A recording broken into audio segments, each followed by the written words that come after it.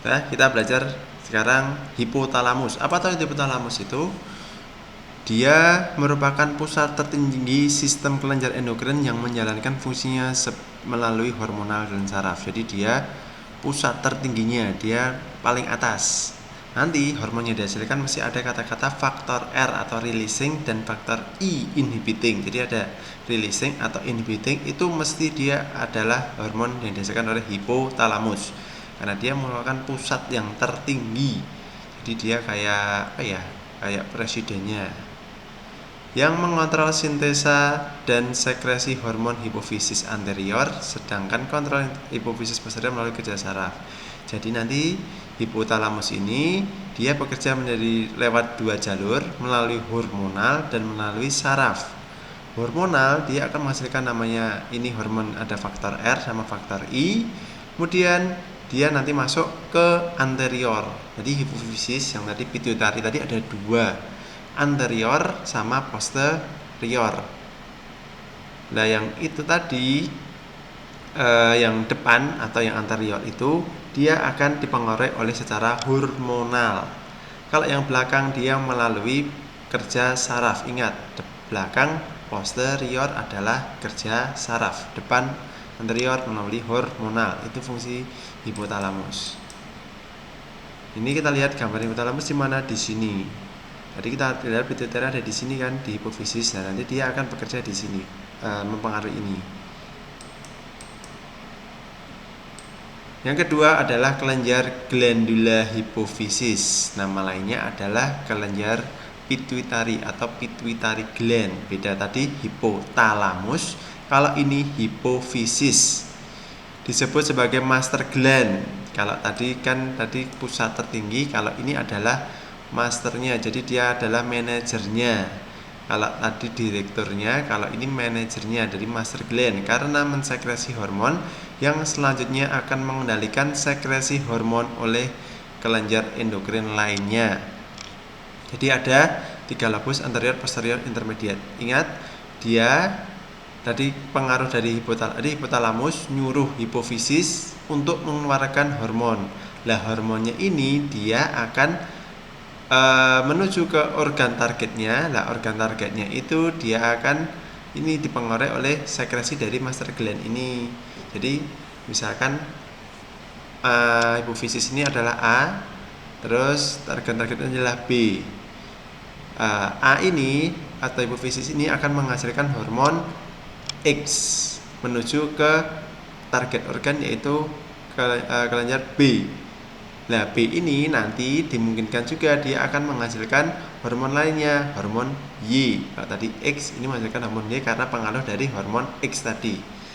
Itulah kerja dari glandula hipofisis, makanya disebut master gland karena mensekresi hormon yang selanjutnya akan mengendalikan sekresi hormon oleh kelenjar endokrin lainnya. Nih, hubungan hipotalamus dan hipofisis. Tadi kalau disebut ini direkturnya hipotalamus, sekarang hipofisis. Lah, hipotalamus ini nanti ada sel-sel neurosekretarius. Hipotalamus berhubungan dengan yang anterior tadi saya bilang atau adenohipofisis melalui pembuluh darah balik atau vena porta hipotalamiko hipofisial. Kenapa kok dia disebut melalui pembuluh darah balik? Ingat tadi kan yang anterior itu tadi hipotalamus menuju ke hipofisis anterior tadi dia melalui hormonal. Kalau hormon dia tidak punya jalan sendiri, otomatis dia akan melalui pembuluh darah. Lah pembuluh darahnya di sini dia vena porta. Kemudian hipotalamus berhubungan dengan hipofisis yang posterior atau yang belakang atau neurohipofisis. Ingat neuro itu kan saraf, nanti adeno kan kelenjar atau hormon. Neurohipofisis sehingga melalui saraf atau serabut-serabut saraf. Kalau tadi melalui pembuluh darah, kalau ini melalui serabut saraf. Makanya tadi yang anterior tadi melalui hormonal, kalau yang posterior dia menuju ke yang saraf. Nah, hipotalamus mengontrol atau mengendalikan fungsi hipofisis. Ingat tadi kalau di hipotalamus tadi ada yang releasing, ada yang inhibiting. Nih, dia sangat dekat, hipotalamus sama hipofisis. Dia dekat sekali, letaknya dia akan di tengah-tengah ini. Dia akan dilindungi oleh tengkorak ini dan dilindungi oleh otak ini, sehingga letaknya kan delik banget di sini. Ini ada tengkorak kranium yang melindungi di sini ini.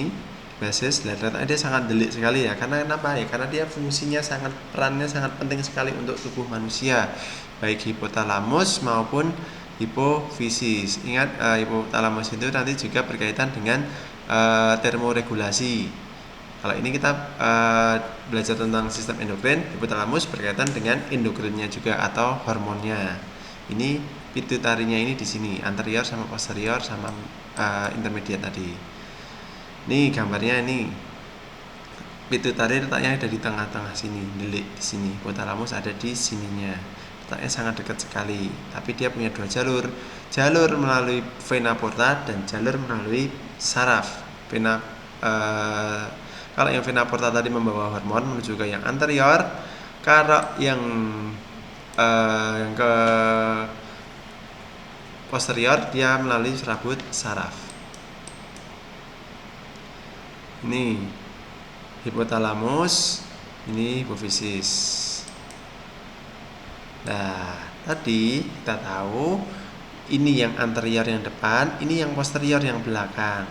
Kita tadi dikatakan sebagai vena porta. Ini hipotalamus, dia akan ini neurosecretory cell produce. Nah, dia akan memproduksi apa toh? Releasing dan inhibiting hormon. Dia akan menghasilkan hormon yang positive feedback dan negatif feedback. Kemana? Ke anterior.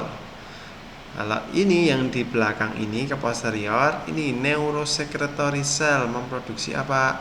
ADH dan oksitosin. Nih, dia akan melalui serabut saraf ini. Selanjutnya dia akan menuju ke posterior. Kita belajar yang anterior dulu, yang posterior dulu karena cuma 2 hormon. Ingat, yang posterior dia cuma 2 hormon, yaitu ADH dan oksitosin yang disekresi melalui akson ending. Jadi dia melalui akhiran dari akson pada kemudian tetap masuk ke pembuluh darah. Tapi dari jalannya ini hipotalamus menuju pembuluh darahnya ini dia melalui serabut saraf akson tadi, akson ending terus menuju pembuluh darah. Apa aja tahu hormonnya itu? Yaitu 2, yaitu ADH dan oksitosin. ADH itu adalah antidiuretik hormon. Dia menuju ke mana? Menuju ke target organ. Kemana toh? Tadi kan dikatakan kalau ini adalah master gland, yaitu manajernya, master semuanya. Dia akan menghasilkan hormon yang menuju ke organ tertentu. Kalau ini ADH itu adalah antidiuretik hormon menuju kemana? Menuju ke kidney, tubulus kidney. Antidiuretik hormon, namanya juga anti, berarti dia akan menghambat. Diuretik adalah pipis, hormon yang menghambat pengeluarannya pipis. Kenapa kok harus dihambat? Ya karena kan memang tubuh manusia butuh banyak air. Kalau kita sedang butuh banyak air, kemudian yang dikeluarkan banyak, maka akan menjadikan dehidrasi. Jadi contohnya adalah pada saat kita puasa butuh resistensi dari urin supaya tidak mengeluarkan air banyak. Makanya ADH ini akan diproduksi sehingga urin akan tertahan atau tidak diproduksi urin yang banyak, sehingga tubuh tetap cairannya banyak. Yang kedua adalah oksitosin. Oksitosin ini istimewa, dia punya 2 target organ, yaitu di smooth muscle, yaitu di bagian uterus. Dia memang di bagian otot polosnya. Yang kedua dia akan di glandula mamae atau di glandula susu. Sebenarnya fungsinya sama. Oksitosin itu dia akan mengkontraksikan otot polos. Kalau otot polosnya berkontraksi, otomatis akan terjadinya kontraksi di sini ini. Kalau ini dikeluarkan saat mau lahiran, oksitosin. Kalau ini oksitosin yang di sini dia menuju ke otot polos di glandula mamae ini untuk mengejeksi atau mengeluarkan kontraksi, kemudian dia mengeluarkan air susu ibu, oksitosin. Ingat ADH sama oksitosin. Yang anterior dia ada lumayan banyak. Yang pertama, dia menuju ke gonad atau menuju ke gonadotropin atau menuju ke testis dan ovarium.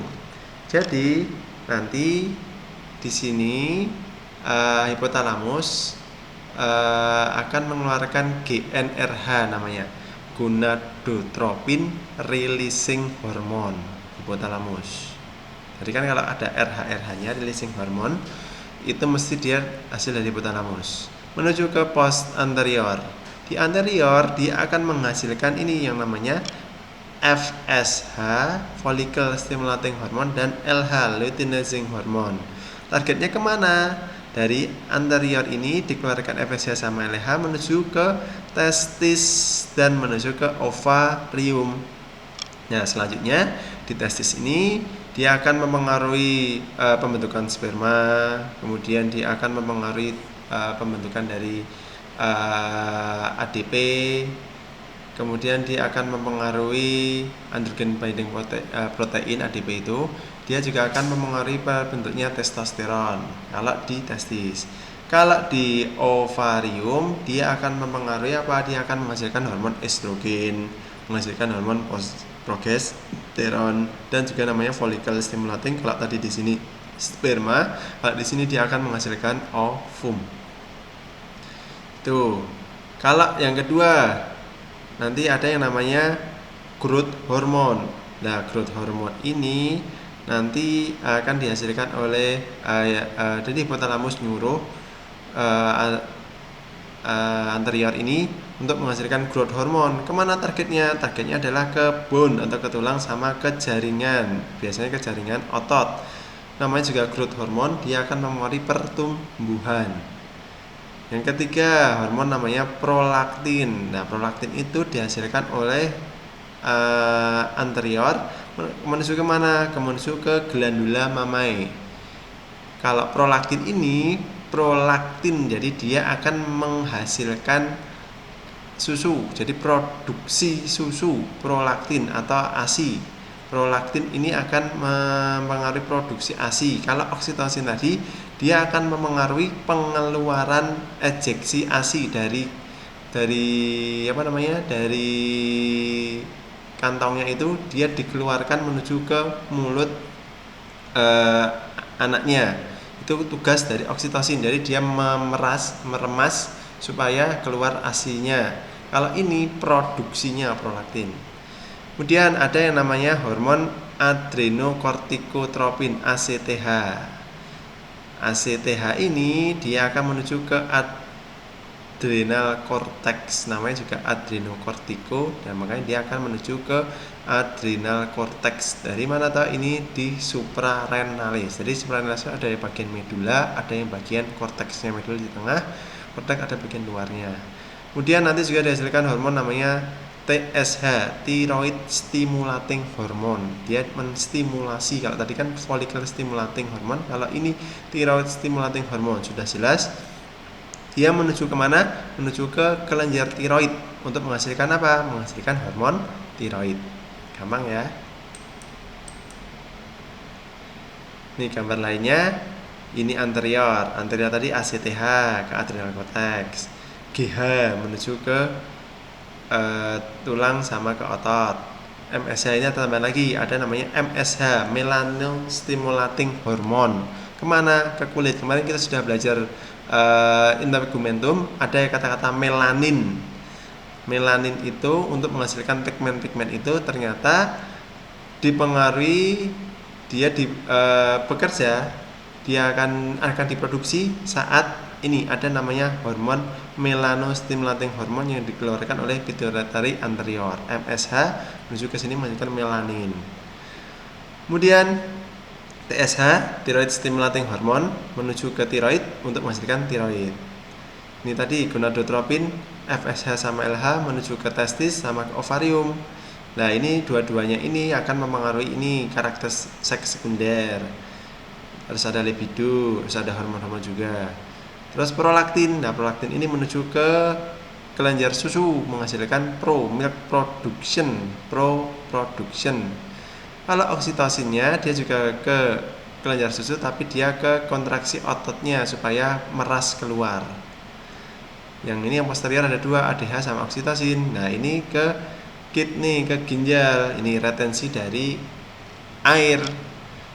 Ini berpengaruh juga pada tekanan darah juga nanti. Berefek pada itu. Ini kita lihat hipotalamus, neurosekretori, ini yang yang adeno atau yang menuju ke vena porta. Ini mesti posterior yang hijau ini. Kalau yang kuning ini adalah yang anterior.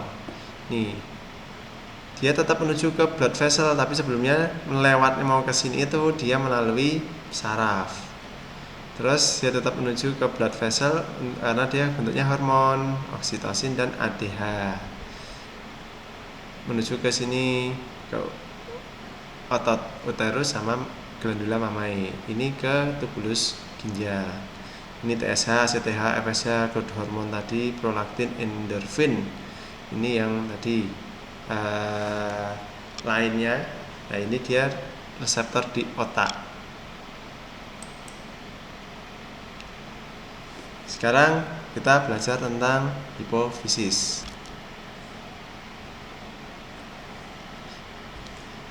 Apa itu hipofisis? Nah, hipofisis itu ternyata ada yang anterior sama posterior. Kita sudah tahu kan, pas anterior sama posterior. Nah, ini kita belajar tentang anterior dulu. Anterior nama lainnya adalah adenohipofisis. Dia ada beberapa sel alfa, sel beta, sel kromofob. Nah, kalau yang posterior, tadi kan kalau anterior kan ada banyak hormon, posterior cuma 2. Nama lainnya adalah yang neurohipofisis. ADH fungsinya untuk apa? Untuk mengendalikan atau mengatur keseimbangan kadar air dalam tubuh melalui resorpsi air pada ginjal. Makanya target organnya dia adalah di tubulus.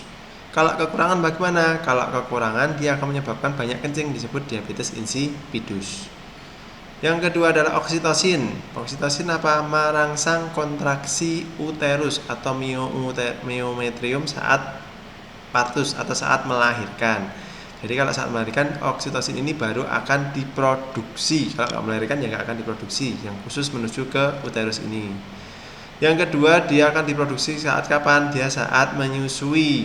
Dia akan kontraksi pada myoepitel alveolus, yaitu kantung ASI atau kelenjar-kelenjar yang ada di glandula mamae untuk mensekresi air susu. Dia mengeluarkan dari kelenjar mamae menuju keluar, menuju ke anaknya. Ini kalau tadi dikatakan ada kaitannya antara hipotalamus, disekresi oleh hipotalamus menuju ke hipofisis. Yuk kita bahas satu-satu. Kalau tadi baru tahu namanya hormon anterior hipofisis anterior yang menghasilkan melanocyte stimulating hormone atau MSH. Nah, yang ini dia akan diproduksi atau dipicu keluar karena pengaruh dari hipotalamus. Apa tahu yang dihasilkan hipotalamus itu adalah melanocyte stimulating hormone releasing hormone, kalau disingkat MSHRH. Jadi kalau ada MSHRH ini hipotalamus kemudian dibawa ke anterior, anterior ini dia akan memicu terbentuknya yang namanya melanocyte stimulating hormone. Menuju ke mana? Menuju ke organ sasarannya, yaitu ke sel-sel pigmen pada kulit dan menghasilkan melanosit pada kulit. Terus hipotalamus menghasilkan somatotropin releasing hormone. SRH, somatotropin, ya namanya somatotropin, dia akan menghasilkan namanya somatotropin hormon. Nama lainnya adalah growth hormone. Ini hipotalamus menuju ke anterior, Ini somatotropin releasing hormone. Nah, kalau yang tadi ini yang anterior, kalau yang posterior tadi istimewa, jadi tidak perlu yang kata-kata RH atau IH. Kenapa ya? Tadi karena hipotalamus ke hipofisis posterior tadi dia lewat jalur khusus, yaitu melalui saraf. Kalau ini harus ada ini karena dia melalui vena porta. Somatotropin releasing hormone ini growth hormone nama lainnya. Nah, growth hormone ini kemana? Menuju ke target organnya adalah di tulang sama di otot, yaitu sebagai pusat pertumbuhan. Terus thyrotropin releasing hormone dia menuju ke anterior releasing hormone, makanya dia akan menghasilkan tirotrofin. Ya, tadi TSH stimulating hormone menuju ke tiroid untuk menghasilkan hormon tiroid. Jadi ini yang anterior ini yang master glandnya, manajernya, dia mengatur semuanya. Nih, adrenocortico releasing hormone. Nah, releasing ini mesti dia dari hipotalamus menuju ke hipofisis anterior, yaitu di ACTH, adrenocorticotropin hormone. Kemana tahu target organnya? Yaitu ke adrenal. Nanti menghasilkan hormon adrenalin. Gonadotropin releasing hormone, GnRH singkatannya. Dia menuju ke hipofisis anterior untuk menstimulasi pengeluaran dari follicle stimulating hormone dan luteinizing hormone. Menuju kemana? Ke gonad, yaitu ke ovarium, ke testis, sama ke corpus luteum. Corpus luteum apa tata? Corpus luteum itu adalah cangkang, bekas cangkang dari ovarium, follicle yang setelah keluar ovumnya, dia tinggal cangkangnya, dia akan berubah nama menjadi corpus luteum. Prolaktin releasing hormone PRH meningkatkan, nah dia akan menuju ke ke anterior untuk menghasilkan prolaktin hormone. Kalau releasing ini cuma prolaktin hormone, menuju ke kelenjar susu untuk produksi ASI. Kalau ini ada prolaktin inhibiting hormone, dan dia akan menghambat sekresi dari prolaktin. Ini kapan nih? Saat kelenjar susunya sudah terlalu penuh, sudah cukup, dia akan di stop dulu sebentar. Kalau butuh lagi, dihasilkan prolaktin releasing hormone lagi, seperti itu. Jadi seperti kebutuhan. Yang posterior, nah tidak ada namanya releasing, dia tetap namanya tetap ADH. Dari asalnya hipotalamus menuju ke anterior tetap posterior menuju tetap namanya jadi ADH. Ini juga oksitosin dari hipotalamus menuju ke posterior tetap namanya oksitosin. Targetnya di tubulus ginjal, kelenjar susu, sama uterus. Kalau uterus ada 2 target. Sekarang kita akan bahas satu persatu. Yang pertama adalah somatotropin, hormon pertumbuhan, disekresi oleh apa? Hipofisis anterior tadi, yaitu adenohipofisis. Somatotropin adalah hasil dari anterior. Nama lainnya adalah growth hormone. Fungsinya apa? Namanya growth hormone, makanya dia akan mengontrol pengendalian pertumbuhan normal, metabolisme karbohidrat dan protein. Nah, hormon ini di dalam darah berubah sesuai dengan tingkat umur. Jadi saat masa pertumbuhan dia akan banyak sekali. Kalau kemarin saya jelaskan di tulang itu dia berhenti tumbuh saat umur 16 untuk cewek, umur 18 saat untuk cowok. Nah, itu konsentrasi hormon ini juga akan menurun setelah berhenti tumbuh. Kelebihan sekresi, jadi kalau terlalu banyak itu juga tidak terlalu bagus ternyata. Pada saat balita atau anak-anak dinamakan gigantisme. Jadi saat anak-anak dia terlalu banyak growth hormonnya, akan jadi pertumbuhan raksasa atau gigantisme. Kalau pada dewasa, jadi tadi kan dikatakan kalau pada saat tertentu dia akan berhenti sendiri. Lah, pada orang ini saat anak-anak dia normal, kemudian saat dewasa dia tidak berhenti. Dia tetap tumbuh terus, makanya nanti disebut akromegali. Kalau ini gigantisme, ini akromegali. Gejalanya apa tuh akromegali? Itu nanti pertumbuhannya tidak seimbang. Jadi harusnya sudah berhenti, tapi dia tetap tumbuh terus. Biasanya pada tulang-tulang panjang, yaitu ada bisa di tulang rahang, ada di tangan, ada di kaki, ada di jari, ada di hidung. Nah itu nanti kita lihat gambarnya, disebut akromegali. Harusnya sudah berhenti tumbuh, dia tetap diproduksi terus. Tapi kalau kelebihan, kalau kekurangan atau defisiensi pada masa anak-anak menyebabkan yang namanya dwarfisme atau kerdil, atau kalau bahasanya cebol. Tapi kalau kekurangan hormon ini meskipun dia kerdil tetapi tidak mempengaruhi perkembangan dari otaknya, karena growth hormon ini cuma mempengaruhi pada tulang dan pada ototnya, sehingga meskipun kerdil tetap IQ-nya tetap sesuai orang normal. Ini kalau dari gambar sebenarnya ini seumuran, cuma yang ini normal, yang ini mengalami kerdil atau dwarfisme tadi. Ini dwarfisme, ya ini teman-temannya sudah segede ini. Ini kayaknya sekitar SD kelas 5 kelas 6. Ini sama, dia umurnya SD kelas 5 kelas 6 tapi pertumbuhannya terhambat dari kecil, tapi secara intelektual dia tidak mempengaruhi kecerdasan, jadi tetap sama kecerdasan sama dengan orang-orang yang tumbuhnya normal. Nah, kalau ini tadi katakan akromegali, yaitu pertumbuhan yang harusnya berhenti tapi tetap tumbuh. Kita lihat tadi dikatakan di rahangnya kita lihat panjang, atau di hidungnya juga akan besar panjang ini. Kalau di sini kita lihat ini tangannya juga memanjang, tangan di sini juga memanjang, kakinya memanjang. Lah ini makanya jadi tidak imbang. Jadi dia butuh yang namanya tongkat ini supaya tidak jatuh, karena jadi kelihatannya teman-teman tidak seimbang. Kalau yang ini dia kerdil.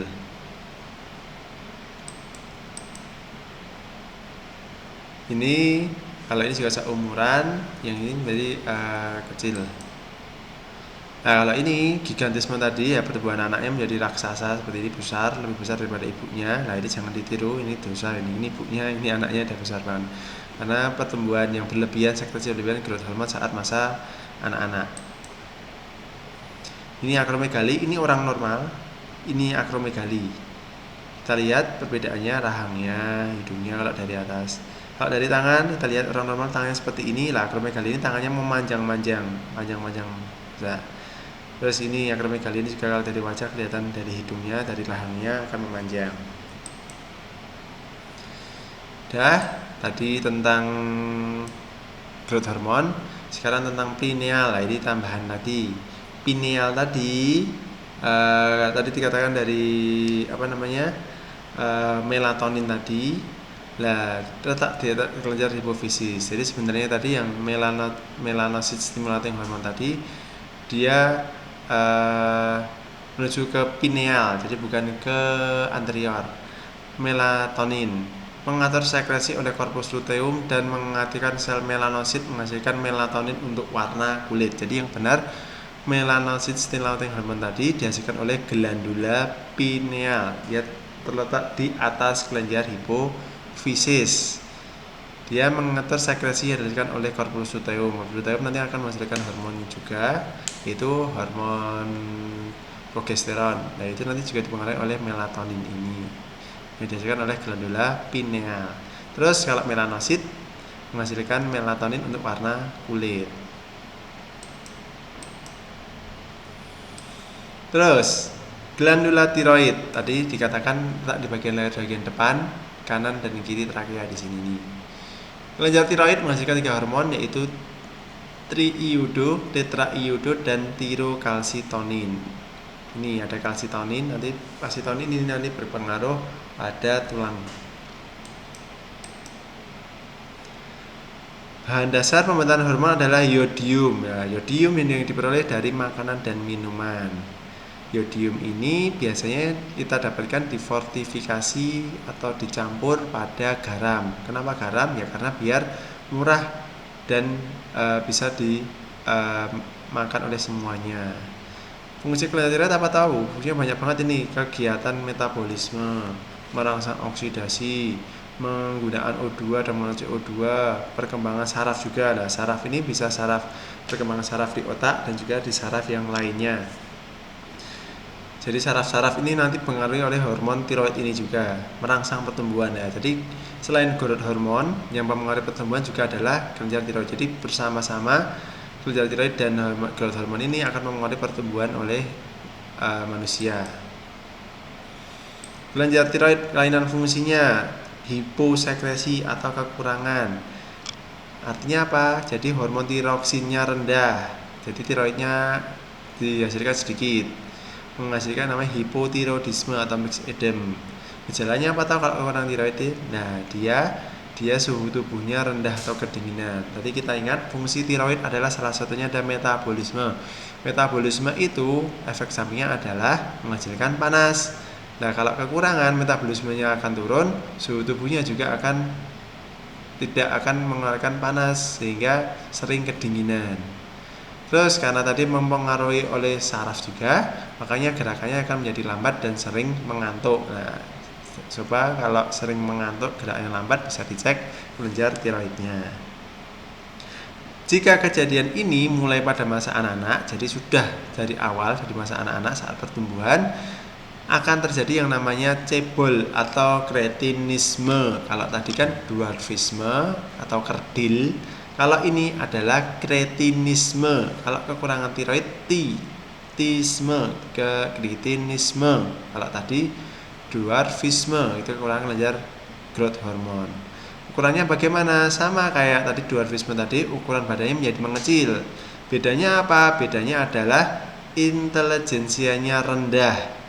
Dan efek selanjutnya dia tidak pernah matang secara seksual. Jadi dia tidak bisa menghasilkan sperma yang bagus, atau mungkin malah tidak bisa menghasilkan sperma, terus tidak bisa memproduksi ovarium seperti itu. Jadi karena tidak pernah matang seksual, bukan juga dia tidak pernah menstruasi juga mungkin bisa.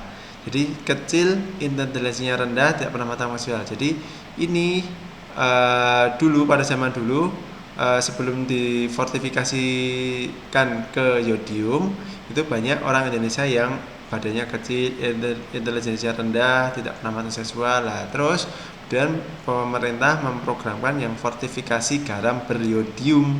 Kita ingat yodium adalah bahan untuk membuat tiroid. Nah, itu diharapkan setelah adanya fortifikasi yodium itu, semua orang bisa menikmati garam beryodium tersebut, sehingga nanti pada saat pertumbuhan tidak kekurangan yodium, sehingga tidak mengalami yang namanya cebol atau kretinisme. Alhamdulillah sekarang di Indonesia sudah jarang terjadi cebol atau kretinisme ini. Kalau tadi hiposekresi, sekarang hipersekresi, dari sekresinya berlebihan. Nah, ternyata kalau berlebihan juga tidak boleh, yang namanya hipertiroidisme.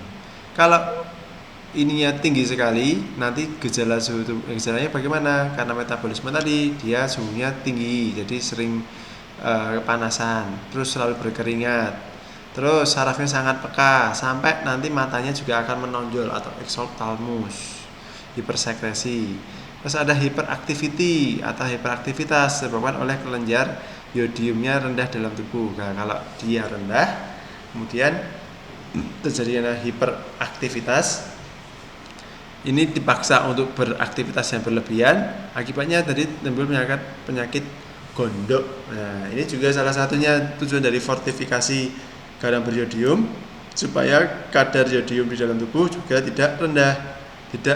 Sekarang di Indonesia juga jarang terjadinya namanya penyakit gondok atau gondoken, bukan gondongan. Kalau gondongan itu kan di pipi, kalau ini adalah gondoken di sini, di bagian lehernya atau base dorsal. Itu kenapa? Karena membengkak, karena jumlah folikelnya bertambah, karena dipaksa untuk hiperaktivitas. Nih, di manifestasi hipertiroid. Jadi hipertiroid itu bisa terjadi pada saat dewasa juga. Jadi pertama-tama normal, kemudian terjadi namanya hipertiroid atau tiroidnya berlebihan. Nanti ciri-cirinya seperti ini: badannya berkeringat, tidak panas, sering berdebar-debar, dengan mempengaruhi ke jantung juga. Terus bola mata menonjol, denyut nadi tidak teratur, terus sering lemas, rambut rontok, kehamilan. Nah, ini karena dia metabolismenya berlebihan, dia akan menyebabkan berat badan turun. Jadi meskipun makan biasa tapi berat badan turun. Nah ini pernah pada kejadian teman saya itu kira-kira umur 20-an. Itu saat dia berumur 20-an tiba-tiba dia badannya pertama kan beratnya besar 120-an, dia orangnya memang gemuk. Kemudian lama-lama dia menjadi 90 80. Lah itu kan terjadi penurunan berlebihan. Ternyata dikiranya diabetes mellitus, ternyata setelah dicek ternyata tiroidnya meningkat. Nah, kalau tiroid meningkat, metabolisme meningkat, akibatnya terjadi penurunan berat badan yang berlebihan. Meskipun banyak makan tapi rasanya capek karena dia mempengaruhi ke otot ke saraf juga. Ini pathway yang lain. Nih, orang normal pada tiroidnya seperti ini besarnya, tapi pada orang yang goiter atau tadi gondok tadi, karena di hiperaktivitas ini dipaksa untuk folikelnya menjadi banyak seperti ini. Ini hipotiroid, nanti dilihat, nanti biasanya berkebalikan. Nah ini gambarnya. Ya, orang normal lah, ini orang gondokan seperti ini, besar, bisa di satu sisi, bisa di dua sisinya. Kalau ini yang satu sisi. Ini kita lihat kalau gambar animasinya seperti ini. Nah ini jadi pembesaran seperti ini, yang sini normal, yang sini nggak normal. Nah kalau dilihat dari luar seperti ini, besar lodok seperti ini. Terus tadi yang dikatakan exophthalmos atau dia menelotot. Nah ini seperti ini, matanya melotot seperti ini. Jadi kalau kamu lihat orang melotot seperti ini, terus bisa dicek tiroidnya. Dah, sekarang kelenjar paratiroid. Kelenjar paratiroid, ingat para itu di samping, jadi dia menempel pada bagian anterior dan posterior kedua lobus kelenjar tiroid. Jadi dia kecil menempel. Kalau tadi tiroid tadi dipengaruhi oleh hipofisis anterior, kalau paratiroid tidak dipengaruhi oleh hipofisis anterior tadi. Menghasilkan hormon paratiroksin, paratiroid nama lainnya. Hormon paratiroid ini tugasnya apa? Meningkatkan kadar kalsium dan menurunkan kadar fosfat. Ingat, kadar kalsiumnya ini di dalam darah, sehingga dia akan meresorpsi tulang. Resorpsi tulang itu adalah menghancurkan tulang, kemudian kalsiumnya yang dihasil dari penghancuran ini dia akan meningkatkan serum kalsium di darah. Nah, target organnya paratiroid ini dia akan menuju ke tulang, menuju ke ginjal, dan menuju ke usus halus. Ke tulang dia menghasilkan menghancurkan tulang. Ke ginjal dia akan mengurangi pengeluaran kalsium oleh ginjal. Ke usus halus dia akan menambah absorpsi kalsium. Kalau ini menambah absorpsi kalsium, ini mencegah pengeluaran kalsium oleh ginjal. Kalau ini menghancurkan kalsium. Jadi intinya dia meningkatkan kadar kalsium. Jadi tujuannya paratiroid ini dikeluarkan saat kadar kalsium di darah itu rendah. Kita tahu kalsium itu fungsinya banyak, salah satunya untuk kontraksi otot dan untuk perpindahan dari saraf-saraf ya. Makanya kalsium itu penting, kadarnya harus dipertahankan. Makanya oleh Allah dibikin yang namanya hormon paratiroid. Nih, dia bekerja saat konsentrasi kadar kalsium di darah itu rendah. Kemudian kadar kalsium rendah ini memicu pengeluaran hormon paratiroid oleh kelenjar paratiroid ini menuju kemana? Ke ginjal, ke tulang, ke usus. Ke ginjal mencegah pengeluaran kalsium oleh ginjal. Ke tulang menghancurkan tulang sehingga kalsiumnya dihasilkan. Ke usus mempengaruhi penyerapan kalsium, jadi meningkatkan penyerapan kalsium oleh usus. Akibatnya dia akan menuju ke pembuluh darah, terus konsentrasi kalsiumnya tinggi. Kalau sudah tinggi dia akan mempengaruhi kesini lagi, paratiroid stop, sudah nggak usah dihasilkan kembali. Itu kelenjar paratiroid. Kalau berlebihan bagaimana? Nah, kita kalau tahu kalau berlebihan, karena tadi dia fungsinya untuk meningkatkan kalsium, kadar kalsium pada darah, dia mesti kalau berlebihan akan meningkatkan kalsium pada darah. Dan karena dia salah satunya dari targetnya adalah ke tulang, makanya nanti kadar kalsium di tulang juga akan menurun.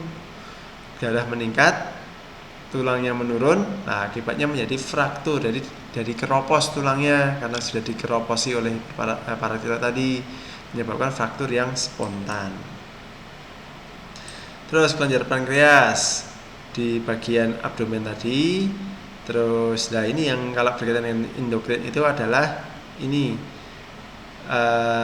pulau-pulau larangan ini. Nanti ada sel alfa, sel beta, sel C, sel D. Alfa ini menghasilkan yang namanya glukagon. Glukagon ini fungsinya untuk apa toh? Meningkatkan kadar glukosa dalam darah dengan cara memobilisasi glukosa, asam lemak, asam amino dari tempat cadangannya ke dalam darah. Jadi glukagon dihasilkan saat tubuh kekurangan glukosa. Saat glukosanya kurang, glukagon akan keluar. Dia akan menghancurkan ini cadangan-cadangan glikogen, cadangan lemak dan sebagainya, sehingga menghasilkan gula darah, sehingga gula darahnya akan normal kembali. Beda dengan glukagon, sel beta menghasilkan namanya insulin. Kalau ini alfa tadi glukagon, beta menghasilkan insulin. Dia fungsinya berbeda dengan glukagon. Kalau tadi saat kadar glukosanya rendah, kalau ini keluar saat glukosanya tinggi. Ini yang alfa sama yang insulin glukagon ini tidak dipengaruhi tadi yang hipotalamus, hipofisis tadi tidak mempengaruhi ini, tapi dia mempengaruhi oleh kadar glukosa. Kadar glukosa kalau tadi para tiroid tadi dipengaruhi oleh kadar kalsium. Kalau ini kadar glukosa di dalam darah. Kalau tinggi sehingga sel beta pankreas ini akan mensekresi namanya insulin. Tugasnya apa? Menurunkan kadar glukosa darah dengan cara meningkatkan simpanan glukosa dari hati. Glukosa hati ke hati. Jadi glukosanya kan pertama di darah, kan kadar glukosanya tinggi. Terus insulinnya datang. Terus dia nanti membantu untuk memasukkan glukosa itu diubah menjadi cadangan, jadi glikogen. Biasanya bisa di hati, bisa di otot. Sel C, kalau sel C ini tidak pengaruh oleh endokrin, jadi ini sel C sama D ini nanti pengaruh ke eksokrin. Fungsi 1 glukosa hormon insulin ya, insulin tadi kan dikatakan saat tinggi ya, saat tinggi mendorong glukosa ke dalam sel, mendorong glukosa menjadi glikogen. Terus nanti kalau glukosanya sudah berlebihan atau sudah cukup, tidak ada tempat lagi, glukosa menjadi lemak.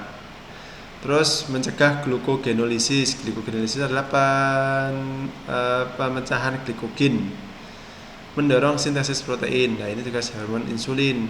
Nah kalau kekurangan itu yang disebut diabetes mellitus. Jadi diabetes mellitus itu makanya kadar glukosa darahnya tinggi, karena tadi tidak ada insulin yang membantu untuk memasukkan yang harusnya di pembuluh darah tadi dimasukkan ke sel, jadi disimpan. Nah kalau nggak ada, dia tetap tinggi terus di pembuluh darah, sehingga kalau dicek kadar darahnya adalah glukosanya masih tinggi. Hiperglikemia terjadi kita lihat bisa dicek di darahnya, dan kalau lama-lama terus tinggi terus nanti akan menyebabkan kerusakan organ. Nah kalau tinggi terus kan kita tahu kalau pembuluh darah itu kan kemana-mana. Kalau kadarnya glukosa di darah tinggi terus, dia nanti menyebabkan neuropati. Neuropati itu berarti kayak genggingan, kayak kesemutan. Nefropati, kerusakan pada ginjal. Retino, dia merusak pada retinanya rusak. Kardiopati, kayak pada jantungnya sampai ke gangren. Jadi dia susah untuk jadi orang normal biasanya kan kalau luka terus terjadi sembuhnya cepat atau sembuhnya normal. Tapi kalau pada orang diabetes ini luka sedikit karena darahnya banyak gulanya, kan padahal gula itu bisa menjadi sumber energi bakteri dan sebagainya. Nah bakterinya itu nanti dia akan ngendon di situ, menyebabkan kerusakan pada jarinya. Nah jarinya tidak bisa sembuh, namanya menjadi hitam, gangren, tidak bisa berfungsi, dan akhirnya menjadi amputasi. Terus meningkatkan, kalau ini tadi insulin, sekarang glukagon, meningkatkan kadar glukosa darah. Jadi ini kapan? Saat glukosanya rendah dengan glukogenolisis. Nah, glikogennya dipecah tadi, yang disimpan oleh insulin tadi dipecah. Gluconeogenesis. Jadi pemecahan glikogen menjadi glukosa. Lipolisis. Nah, ini sama-sama glikogen dipecah. Lipolisis, cadangan lemaknya dipecah juga. Ini glukolisis, glucogenolisis, gluconeogenesis. Nah, membentukkan glukosa dari non karbohidrat. Neo.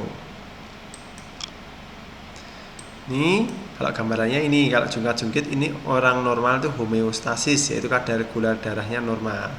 Kalau saat meningkat seperti ini, nah ini harus diserap oleh tubuh, makanya butuh yang namanya insulin. Nah, kalau kadar gula glukosa meningkat ini nanti akan merangsang beta pankreas untuk menghasilkan insulin. Nah, setelah ada insulin, gulanya dimasukkan ke glikogen. Nih, glukosa menjadi glikogen, lemak, protein, dan dimasukkan juga ke sel-sel juga. Terus kadar glukosanya menjadi normal. Bagaimana kalau rendah? Kalau rendah tadi yang keluar adalah merangsang dari alfa pankreas untuk menghasilkan glukagon. Kemudian glukagon ini akan mengubah glikogen cadangan yang di sini tadi diubah menjadi glukosa, sehingga glukosa darahnya akan normal kembali, meningkat. Ditambahkan meningkat menjadi normal. Seperti ini, kontrol homeostatik pada metabolisme glukosa dan oleh hormon insulin dan glukagon. Kelenjar adrenal ini ada 2. Kelenjar adrenal ada 2 lapis, yaitu medula dan korteks adrenal. Suprarenal tadi kita tahu namanya lainnya suprarenalis. Medula dia terletak di dalam saraf otonom, menghasilkan namanya adrenalin. 90% dari ini menghasilkan namanya adrenalin, sisanya norepinefrin. Tugasnya apa tahu ini adrenalin ini? Ya, kalau kita memacu adrenalin biasanya kan meningkatkan denyut jantung, terus tekanan darah juga meningkat, mempercepat penapasan, meningkatkan produksi gula darah dan diabetes. Ini kan memang dia dihancurkan untuk energi ini, untuk meningkatkan denyut jantung dan sebagainya ini. Makanya salah satu efeknya dia akan meningkatkan produksi gula darah di hati, dihancurkan. Kalau kita pernah memacu adrenalin, dan kan dia jantung duk dalam meningkat nafas benar. Karena kalau ini adalah pengaruh dari hormon adrenalin, nama lainnya adalah epinefrin. Nah, nanti ada namanya norepinefrin. Nah, ini hampir sama tapi beda fungsinya.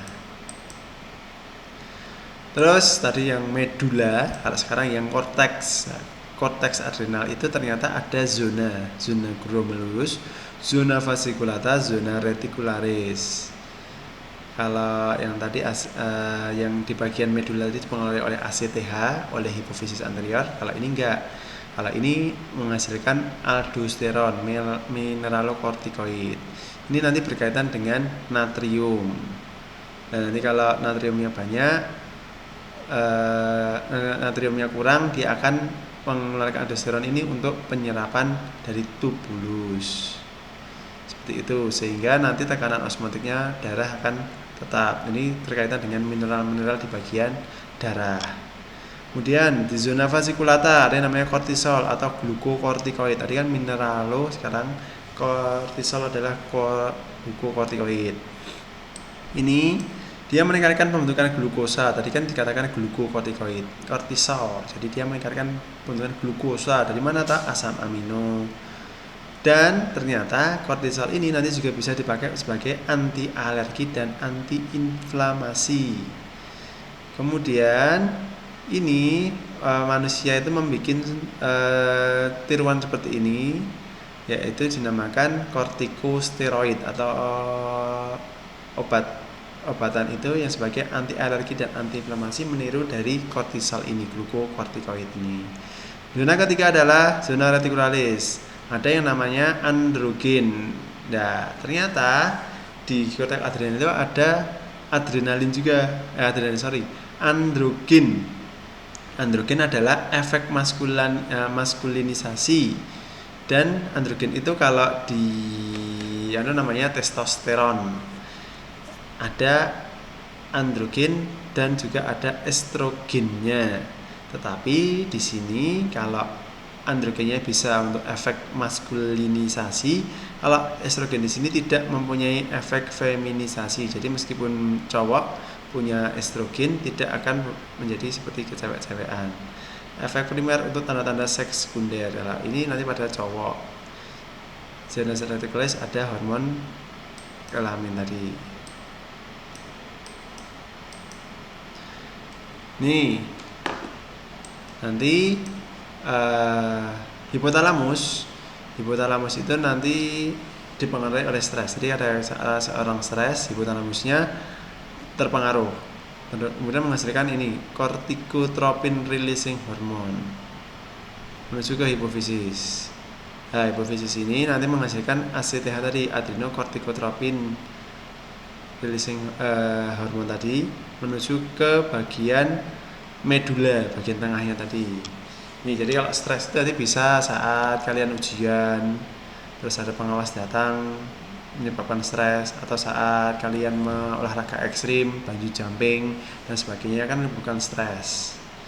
Ini dia akan merangsang ACTH menuju ke tadi medula. Nah, medulanya ini nanti menghasilkan yang namanya adrenalin atau katekolamin yang menuju ke pembuluh darah. Nah, efeknya tadi menjadi meningkatkan tekanan darah, meningkatkan denyut nadi, terus metabolisme meningkat semua, glukosanya juga meningkat. Nah, itulah efek dari adrenalin akibat dari stres. Kemudian adrenalin atau epinefrin ini nanti bisa untuk obat juga. Jadi ditiru oleh manusia, dibikin menjadi ini untuk dilatasi bronkial, penderita asma. Jadi biar saluran nafasnya lega. Kerja jantung. Ini saat terjadi henti jantung itu bisa disuntik dengan menggunakan adrenalin juga. Merangsang kontraksi otot polos, metabolisme umum, glukosa darah, neurotransmitter saraf, simpati dan ini. Timus. Nah, timus ini di sindrom ini hanya dijumpai pada usia di bawah 18 tahun. Jadi saat anak-anak, pada bayi kira-kira 10 gram, remaja 30-40 gram, kemudian berkerut. Jadi akan mengkerut, akan hilang kemudian. Nah, kalau kelenjar timus ini dia aktif saat pertumbuhan badan, mengurangi aktivitas kelenjar kelamin dan sebagai imunitas tubuh. Kemarin kita belajar sel B sama sel T. Nah, kalau sel B itu dia akan diaktifkan atau dimatangkan di bagian bone. Kalau sel T dia akan dimatangkan di bagian kelenjar timus ini. Nah, makanya salah satu fungsinya adalah sebagai imunitas tubuh. Sekarang testis. Nah, testis itu ini banyak dibahas di sistem reproduksi cowok. Tapi yang kita tahu nanti ada namanya sel interstitial Leydig, terus hormon testosteron. Nah, nanti di testis ini dia akan tempat terjadinya pertumbuhan dari spermatozoa. Kemudian di sel Leydignya karena pengaruh dari LH dia akan menghasilkan namanya testosteron, hormon testosteron, hormon lain, hormon pada cowok. Terus kalau pada saat tertentu pada FSH dia akan menghasilkan namanya ABP, androgen binding protein. Testosteron ini kalau mau masuk ke bagian untuk produksi spermatozoa, kan spermatozoa ini kan butuh bantuan testosteron. Tidak bisa langsung masuk, butuh namanya androgen binding protein. Jadi dia harus berikatan dengan ini supaya bisa masuk untuk pertumbuhan dari spermatozoa. Ovarium ada dua macam hormon, ada hormon estrogen sama progesteron. Tadi kalau di hipofisis anterior tadi ada FSH sama LH. Nah, FSH itu nanti akan mempengaruhi hormon folikel ini. Tumbuhan folikel sudah tumbuh menghasilkan namanya estrogen.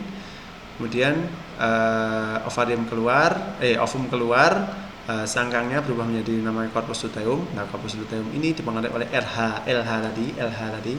Kan namanya luteinizing hormone, lutein. Jadi dia akan meluteinisasi menjadi corpus luteum Nah, korpus luteum ini nanti menghasilkan namanya hormon progesteron.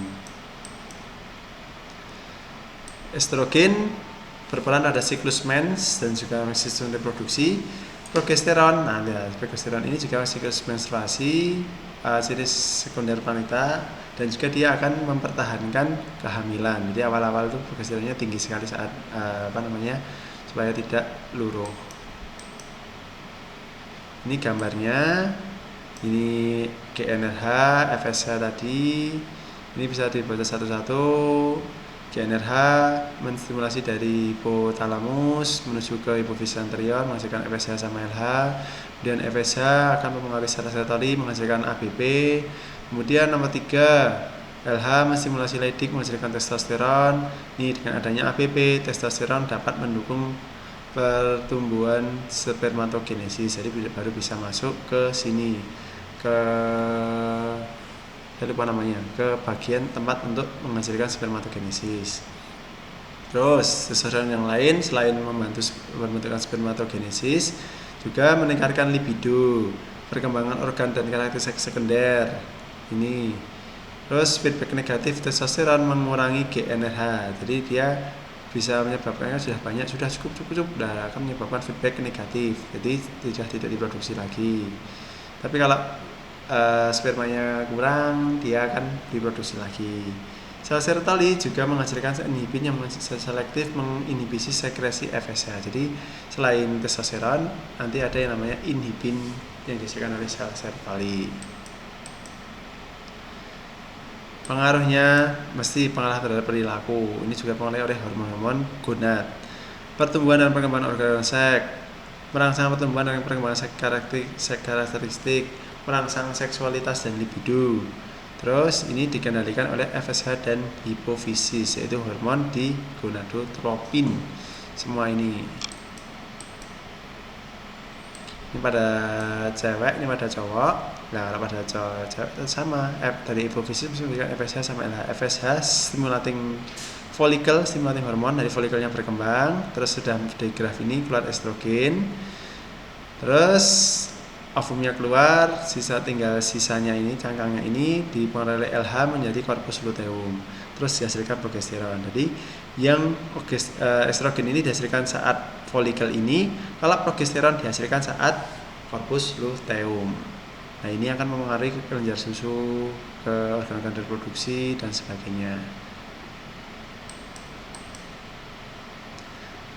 Kalau ini banyak di sistem reproduksi wanita.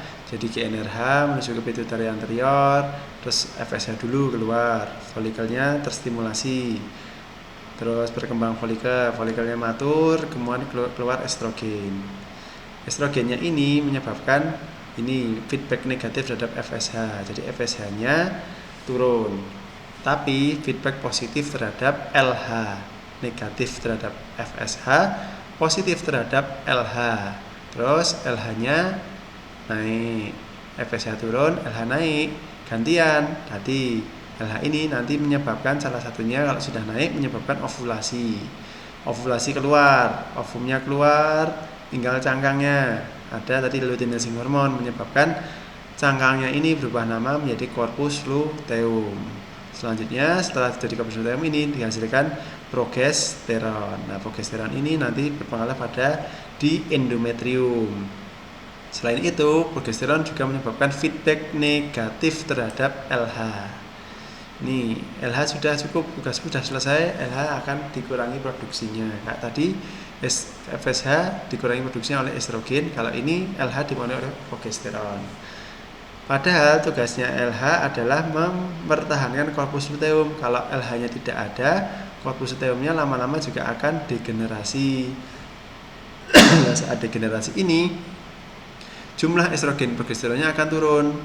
Ya, tidak ada yang mempertahankan endometrium. Akhirnya menjadi yang namanya menstruasi. Nih 1, 2, 3, 4, 5, 6, 7. Di gambar yang lain bersama 1, 2, 3, 4, 5-nya di sini. Karena estrogennya meningkat, LH akan meningkat. Terus progesteron degradasi turun. Nah, ini tapi kalau seumpama terjadi kehamilan, nanti ada yang namanya HCG. Beta HCG ini dia akan mempertahankan kolposteum. Nah, saat kolposteumnya ini dipertahankan oleh HCG, otomatis progesteron dan estrogen akan diproduksi terus sehingga ada yang mempertahankan endometrium.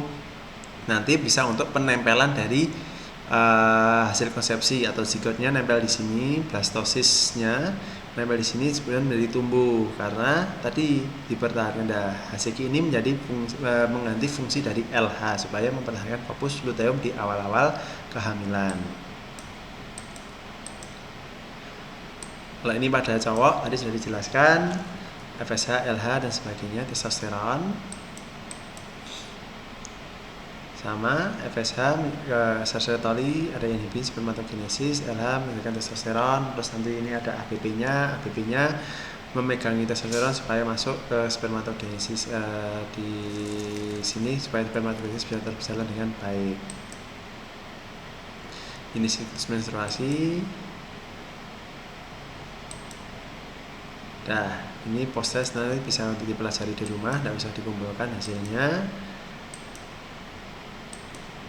Terima kasih, selamat belajar di rumah. Mari kita tutup dengan bacaan alhamdulillahirrahmanirrahim dan doa kafaratul majelis. Subhanakallahumma wa bihamdika asyhadu an la ilaha illa anta astaghfiruka wa atubu ilaik. Assalamualaikum warahmatullahi wabarakatuh.